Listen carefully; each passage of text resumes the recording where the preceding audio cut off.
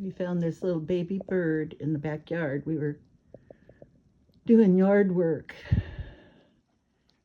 but now he's doing this, and I don't know. I don't think he's gonna make it. Oh my goodness. Got a little water for him. Pat just put down some suet.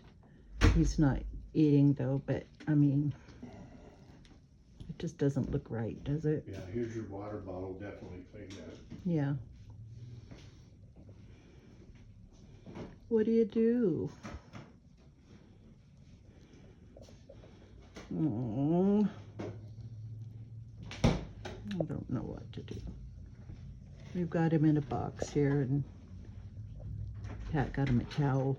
I think somebody on the internet said get shredded paper.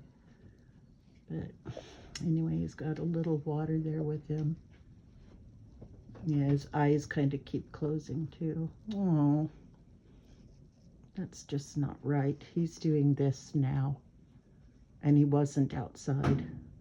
I brought him in because we've got a big storm that's coming, and I didn't want to leave him out. Poor guy. He was just on the ground. He won't really fly, or he won't even cheep.